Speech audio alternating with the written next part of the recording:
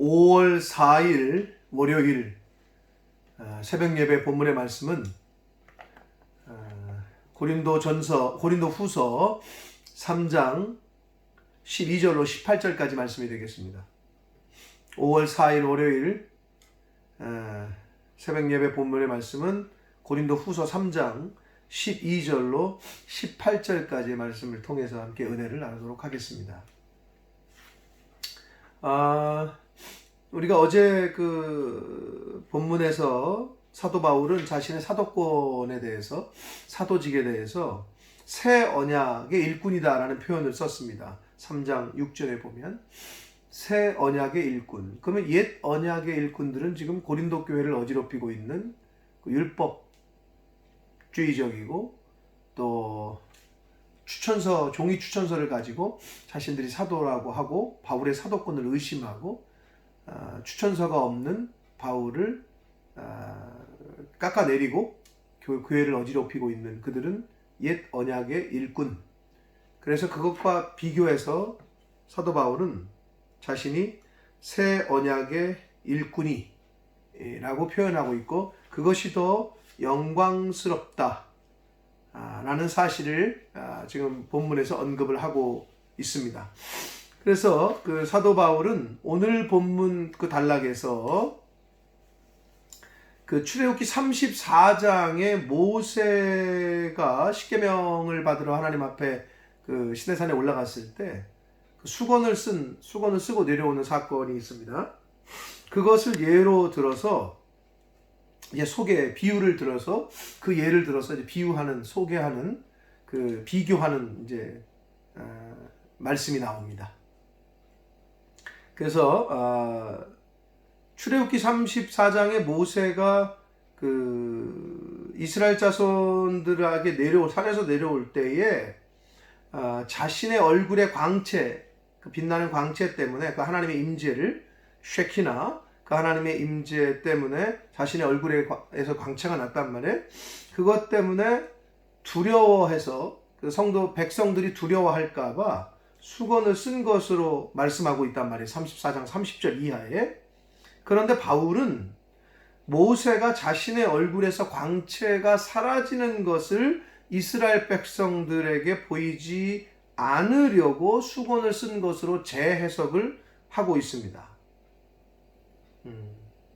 그래서 그러한 비유를 통해서 이제 이스라엘 백성들은 모세의 얼굴의 영광, 즉 율법의 영광이 곧 사라질 한시적인 것이라는 것을 깨닫지 못하고 오히려 그것을 영원하고 절대적인 것으로 이해했다 라는 측면에서 바울은 이제 그 모세의 그 수건을 쓴 사건을 재해석하고 있습니다. 그래서 그것과 비교해서 자신의 사도직에 대해서 자신의 그 사도직은 하나님의 영으로 예수 그리스도로부터 온 거기 때문에 영원하고 율법으로 말미암은 그 영광은 이제 한시적이고 이제 제한적이다. 이런 비교를 하고 있습니다. 자, 12절 말씀을 보도록 하겠습니다. 우리가 이 같은 소망이 있으므로 그것은 윗절에서 얘기가 이어지는 것에서 이와 같은 소망이라는 얘기는 영원한 영광의 소망을 말해요. 율법의 영광처럼 율법으로부터 말미암은 것은 한시적이고 제한적이지만 하나님의 영으로 말미암은 것은 영원한 영광이 있다는 거예요. 그것에 대한 영원한 영광의 소망이 있으므로 담대히 말한다는 거예요. 그러면서 이제 13절에 비교를 하기를 우리는 모세가 이스라엘 자손들에게 장차 없어질 것에 결국을 주목하지 못하게 하려고. 지금 모세가 수건을 가린 것을 모세에게서의 하나님의 영광이 사라질 것을 이스라엘 백성들이 못 보게 하려고 그렇게 얼굴을 가렸다는 거예요.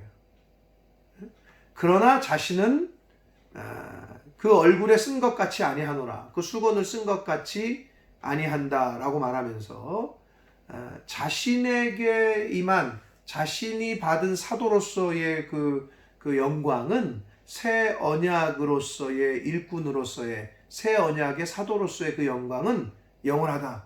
이 얘기를 이제 이끌어 갑니다. 그러면서 14절, 그러나 그들의 마음이 완고하여 오늘날까지도 구약을 읽을 때에 그 수건이 벗겨지지 아니하고 있으니, 이렇게 얘기합니다. 결국 그들의 마음이 완고하다는 것은 그 이스라엘 백성들의 율법주의적 편견, 그 자신들만 구원받은 거고 자신들만 율법을 받은 특권 계층이라는 것, 이 교만과 이 완고함 때문에, 그것 때문에 예수 그리스도 메시아까지도 인정을 안 하고 메시아도 발견하지 못하고, 그래서 그 수건이 가려져, 그 수건 때문에 결국은 메시아인 예수 그리스도도 영안이 가려졌다는 거예요. 알아보지도 못하고 있다는 거예요. 그러면서 그 수건은 그리스도 안에서 벗겨지고 그리스도 안에서 벗겨질 것, 즉 없어질 것이다 라고 말씀을 하고 있습니다. 그러니까 결국 이스라엘 백성들은 복음에 대해서 시야가 가려져 있다는 걸 얘기하고 있는 거예요. 영적인 눈이 가려져서 예수 그리스도도 발견하지 못하고 볼 수도 없고 깨닫지도 못한다.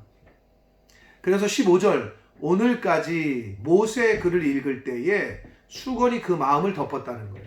수건이 그 영을 덮었어요. 그러니까 예수 그리스도를 알아볼 수도 없다는 거죠. 그러면서 그러나 언제든지 주께로 돌아가면 그 수건이 벗겨질 것이다 라고 말씀합니다.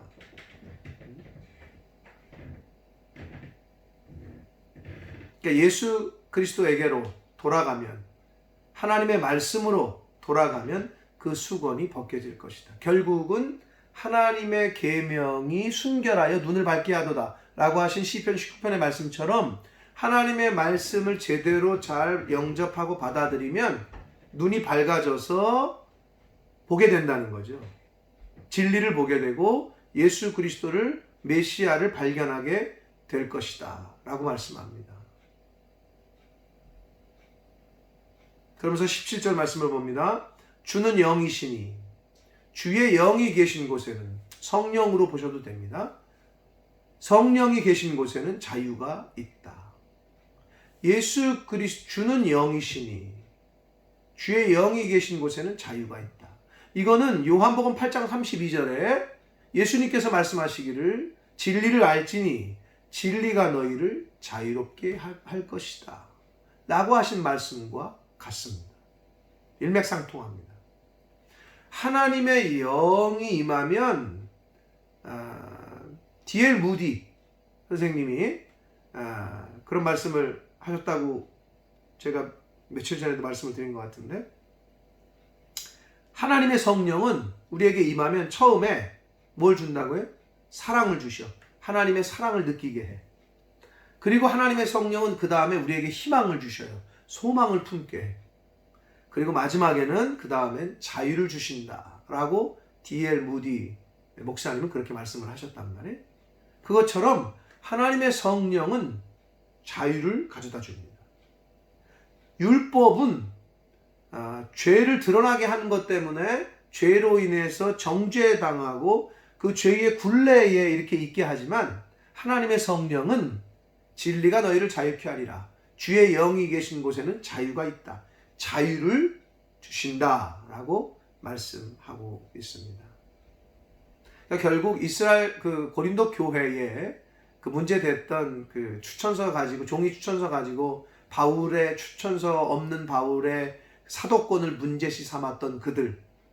그러나 바울은 예수 그리스도를 직접 만남으로 하나님의 영으로 새 언약의 일꾼이 됐다라는 것을, 그들과는 다르다는 걸, 그들은 추천서, 율법에 종이에 쓰여진 추천서지만 바울은 하나님의 영으로 직접 받은 그 사도권이 더 영광스럽다 하는 이야기를 지금 하고 싶은 겁니다. 그래서 18절, 우리가 다 수건을 벗은 얼굴로 거울을 보는 것 같이 주의 영광을 보매. 언제요? 이제 마지막 때 그렇게 됩니다. 네. 그와 같은 형상으로 변화하여 영광에서 영광에 이르니, 하나님께서는 우리를 예수 그리스도께서 부활체로 변화되신 것처럼 우리도 둘째 아담으로 이제 예수님이 부활하신 것처럼, 첫째 부활하신 것처럼 이제 두 번째 우리도 부활을 시키시는데 그러한 영광의 형태로 이제 부활시키신다고 약속하셨단 말이에요. 그것이 곧 주의 영으로 말미암는다.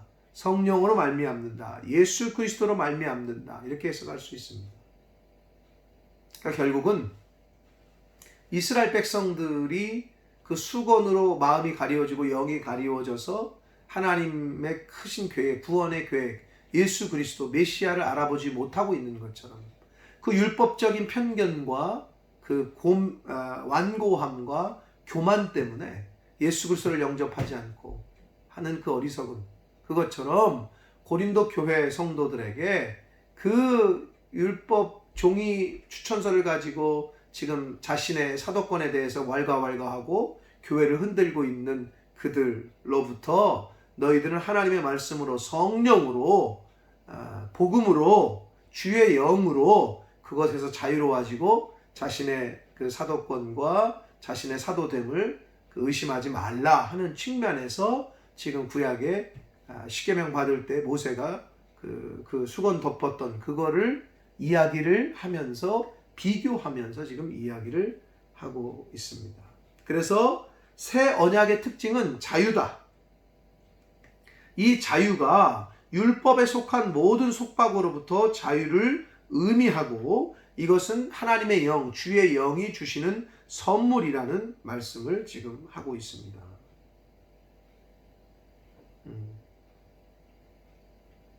그러므로 오늘 새날을 맞이하고 새 생명을 하나님께서 우리에게 주셨는데 18절 말씀에 우리가 다 수건을 벗은 얼굴로 거울을 보는 것 같이 라는 표현이 있어요. 그래서 우리는 하나님의 성도들은 주님의 영광을 비추는 주님의 영광을 나타내는 그런 거울이 되어야 될 줄 믿습니다. 그러니까 저희를 보고 예수 그리스도를 발견하는 거죠. 하나님을 믿고 하나님의 말씀, 성령을 소유하고 있는 사람을 통해서 예수 그리스도를 보는 거죠. 우리가 하나님의 모양과 형상으로 지음 받았는데 죄로 인해서 그것이 망가지고 상실되었는데 예수 그리스도를 믿음으로 그 말씀 성령으로 우리가 회복이 되고 하나님의 자녀로서의 삶을 살아간다면 본연의 창조의 목적대로 하나님의 모양과 형상을 우리를 통해서 믿지 않는 사람들이 발견하게 될 줄 믿습니다. 자연을 통해서 창조 우주 만물 가운데 내가 있음을 나타냈다.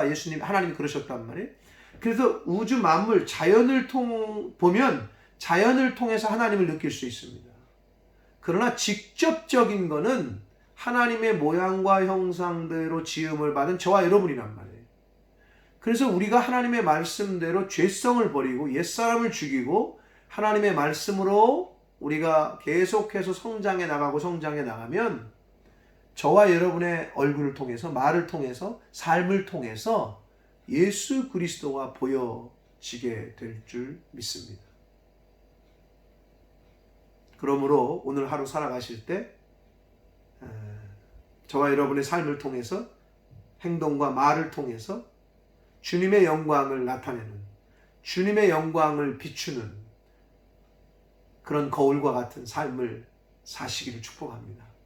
남아있는 인생 하나님의 말씀으로 우리를 잘 다져가고 만들어가서 우리의 모습을 통해서 내 모습을 통해서 하나님을 모르고 예수 그리스도를 몰랐던 사람들이 예수 그리스도를 발견하고 하나님을 발견하게 될 수 있는 그런 복음의 통로, 구원의 통로, 구원의 거울, 복음의 거울과 같은 삶을 사는 저와 여러분이 되시기를 예수 그리스도 이름으로 축복합니다.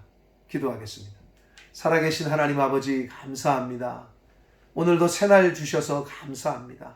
생명을 연장시켜 주셔서 또한 감사합니다. 아버지 하나님, 사도 바울은 자신을 새 언약의 일꾼이라고 했습니다. 새 언약은 우리에게 자유를 주신다고 했습니다. 성령을 통한 사도된 그 바울이 그렇게 자신 있게 말씀하고 있습니다. 진리가 너희를 자유케 할 것이다 라고 예수님께서 말씀하셨습니다. 하나님의 영으로 성령으로 예수를 그리스도라고 시인케 하시고 하나님의 말씀으로 우리를 하나님의 자녀 삼아 주신 것 아버지 감사합니다. 아버지, 이제는 저희들의 구원받은 성도로서의 하나님의 자녀로서의 삶을 통해서 믿지 않는 사람들이 저희들의 말과 행동과 인생과 삶을 통하여 하나님을 발견하고 예수 그리스도를 발견할 수 있는 복음의 거울, 구원의 거울과 같은 삶을 살게 하여 주옵소서.